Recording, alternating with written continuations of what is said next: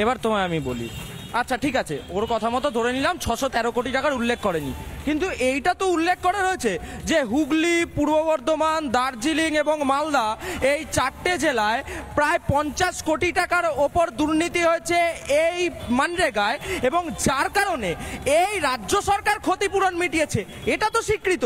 এবার বিষয় হচ্ছে যে এই যে ইউটিলাইজেশন সার্টিফিকেট যার কথা বলা হচ্ছে, তৃণমূল ইউটিলাইজেশন সার্টিফিকেট বোঝে না, তৃণমূলের কাছে ইউসি মানে হচ্ছে আনলিমিটেড করাপশন, সে কারণে তারা ইউটিলাইজেশন সার্টিফিকেটের তথ্য বোঝে না। এবার বিষয়টা কি, এবার বিষয়টা হচ্ছে কেন্দ্রীয় সরকারকে, এক সেকেন্ড দাঁড়ান, আপনার মতো এই অশিক্ষিতর কথা শুনবো না, মূল কথা হচ্ছে কেন্দ্র সরকারকে সিএজি রিপোর্ট ফেস করতে হয়, কেন্দ্র সরকারকে জবাব দিতে হয়।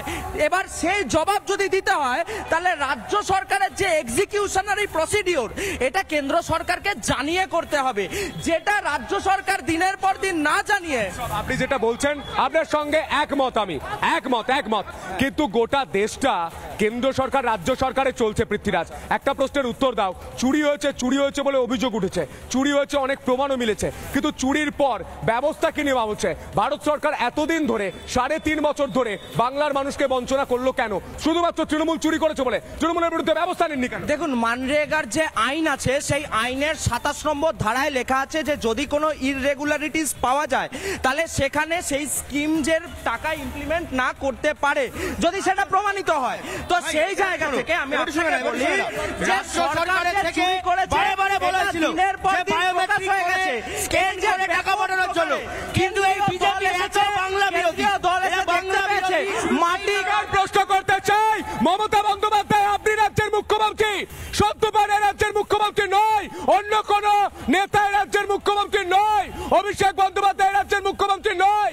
আমি প্রশ্ন করছি, আপনার তো দায়িত্ব ছিল এই বাংলার মানুষ যাতে বঞ্চনার শিকার না হয়, এই বাংলার মানুষের পেটে যাতে লাথি না পড়ে, সেটা দেখার দায়িত্ব আপনার।